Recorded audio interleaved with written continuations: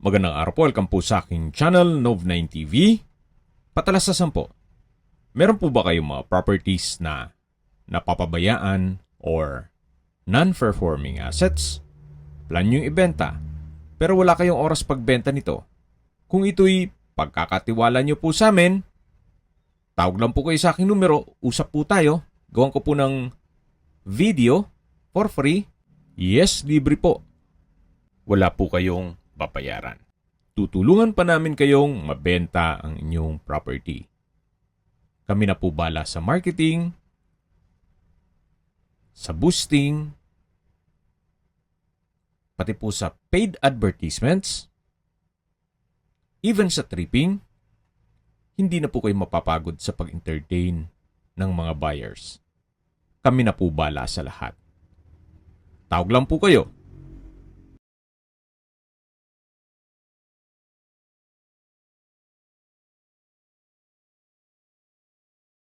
Nandito po tayo ngayon sa Tagaytay kung saan meron po tayong bagong video presentation, isang unfinished building.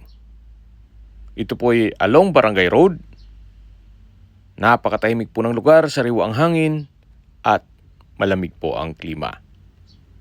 Malapit din po ito sa highway o Aguinaldo Highway na kung saan 260 meters lang po ang distance at walking distance. Malapit din po ito sa Pink Sister Church.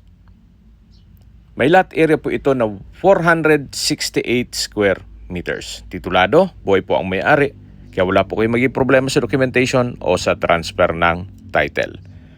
Ito pong building ay meron pong building permits na mula po sa City Engineering Office or Office of Building Official. Ito po yung disenyo. Sa lower ground po ay may dalawang garahe at dalawang unit na apartment na supposedly para sa pamilya nung may-ari nitong building.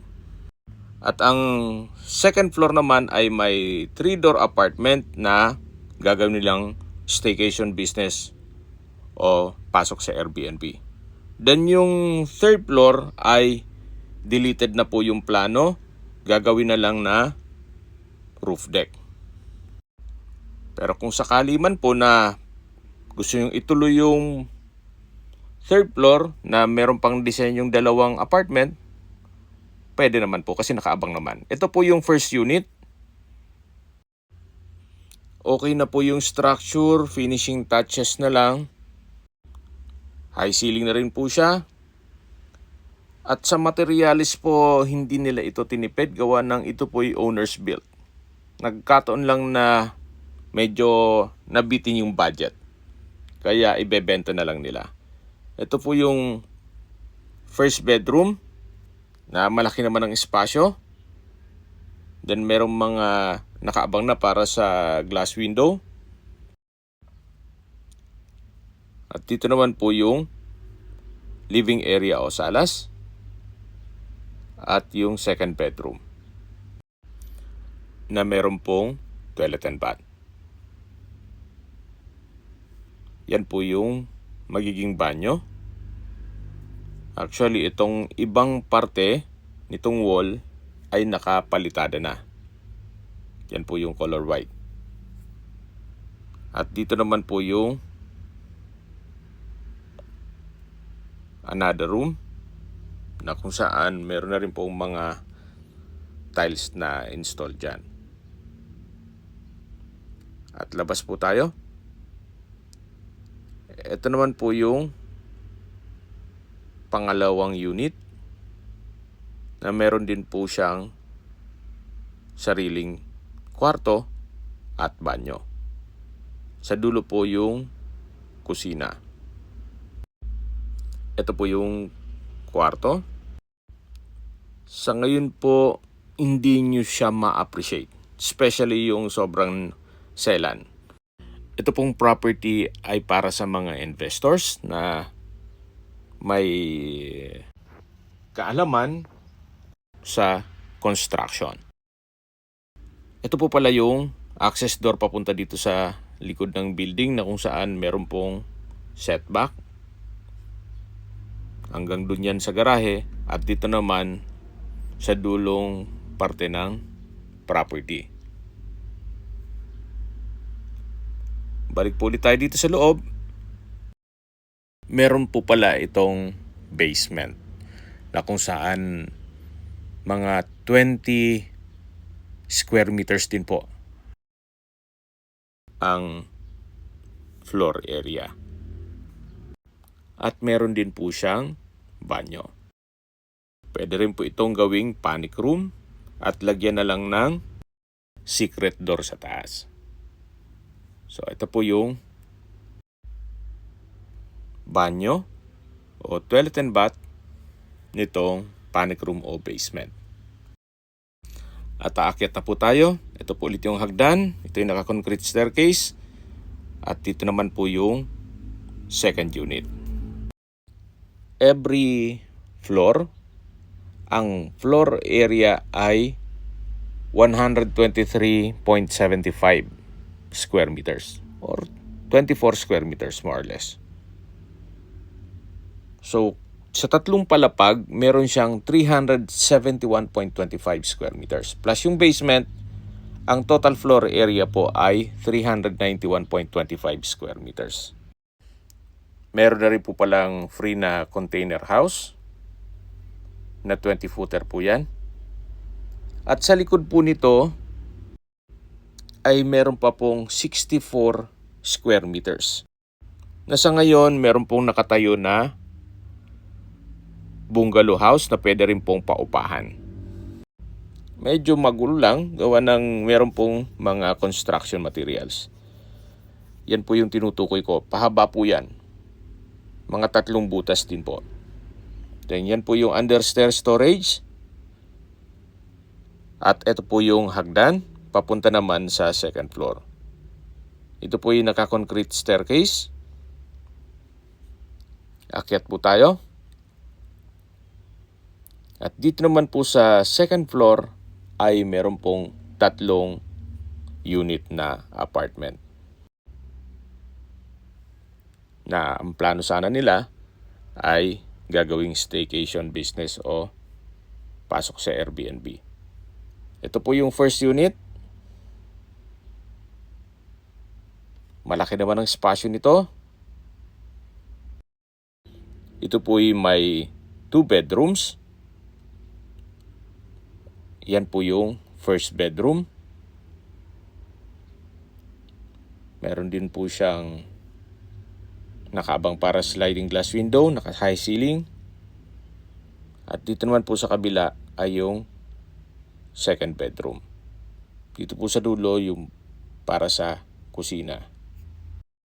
At meron din pong kitchen window.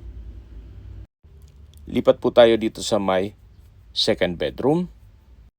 Sa structure po, okay na siya. Palitada na lang kulang at glass window. Ito naman po yung toilet and bath o common toilet and bath. At malaki naman po ang espasyo nito. Mula po dito sa toilet and bath, meron pong access door dito sa likod na pwede po itong i-convert sa balkonahe. Mas maigi po siguro na i-actual nyong inspect ito. Kasi iba pa rin po pag ito'y personal nyong masilip o ma-inspect itong building at kung ano pang mga gagawin dito. At sa ngayon, may ilan pa ring mga construction worker si sir na unti-unti pa rin na gumagawa dito. Okay, singit na natin yung distance, location at travel time. Mula po sa Aguinaldo Highway, ito po yung walking distance lang. Ang distance is 260 meters. Ganun po kaganda ang lokasyon nitong property. At mula naman po sa Pink Sister Church, ang distance is 650 meters at ang travel time is 2 minutes. Maisingit ko lang po, ito po pala yung second unit dito sa second floor na kung saan same floor plan din po dun sa kabila. Okay, back to distance, location at travel time. Mula po sa Tagaytay Rotonda, ang distance is 1.4 kilometers at ang travel time is 4 minutes. Opo, napakalapit lang po nito sa Tagaytay Rotonda. Nandun na po ang malls, hotels, restaurants, banks, schools, church at hospital. Yan po yung lagi kong binabanggit sa inyo na dapat yung i-consider sa paghanap ng property ay yung meron pong malapit na hospital. Hindi ko naman po sinasabing sakitin kayo. Yan naman po for emergency purpose lang naman. At mula naman po sa Calax Aguinaldo exit, ang distance is 15 kilometers at ang travel time is 20 minutes. Ang Calax po ay Cavite Laguna Expressway na connecting South Luzon Expressway, Skyway, all the way to North Luzon Expressway at ibang parte ng Metro Manila. At mula naman po sa Manila o sa airport, ang distance is 61 kilometers at ang travel time is 1 hour and 35 minutes. Ito na po yung third unit na same size lang din po ang floor plan ng mga units dito sa second floor. At aakyat na po tayo dito sa third floor na kung saan yung plano po ay deleted na. Kaya ito po'y ginawa na lang na view deck o roof deck o pwede pong gawing activity area. Kung may small occasion, pwede rin pong gawing events place. Malaki din po yan. Pwede pong lagyan ng bubong. Pero kung gusto nyo ituloy yung original design, nakaabang na po yan para sa 3-door apartment. Malaki din po ang mga bakal na ginamit dyan. Okay, sa presyo na po tayo. Binebenta na lang po ito ni owner sa murang halaga. Medyo nagkulang po sila ng funds. Kaya let go na lang nila itong kanilang project. Sa lote pa lang po, 8.4 million more or less na rin ang presyo niya. Then yung construction cost, unfinished pa lang po yan nasa 9.7 million. More or less ang costing. Anyway, kagaya po ng nasabi ko sa inyo kanina, upon tripping, i-assess ninyo, inspect nyo, para mapag-aralan ninyo na may potential po itong unfinished building. Sa mahal po ng construction materials at labor, dito pa lang po sa pundasyon at yung time frame sa pag-aantay nyo habang kinoconstruct ito, baka makonsidera nyo po ito. Okay, sa presyo na po tayo. Binebenta po ito ni owner sa halagang 15.8 million pesos. Kung may mga katanungan po kayo, tawag lang po kayo sa aking numero. At sa mga kababayan naman natin nasa ibang bansa, meron po akong WhatsApp, Viber, Telegram at Signal. Same number lang po, 0917-316-3399. Sa mga nagtatanong naman po ng aming Facebook, meron po aming Facebook page na Nov9TV at Facebook Real Video. Meron din pong TikTok at Instagram. May ibang YouTube channel po kami, the Nov9TV channel, Nov9TV Listings, Nov9TV On The Spot, Nov9TV Updates, at Nov9TV House Rental. Sana po naibigyan nyo ang video presentation. Paki-like and subscribe na lang po sa aking channel para ma-update din po kayo sa aking future listings.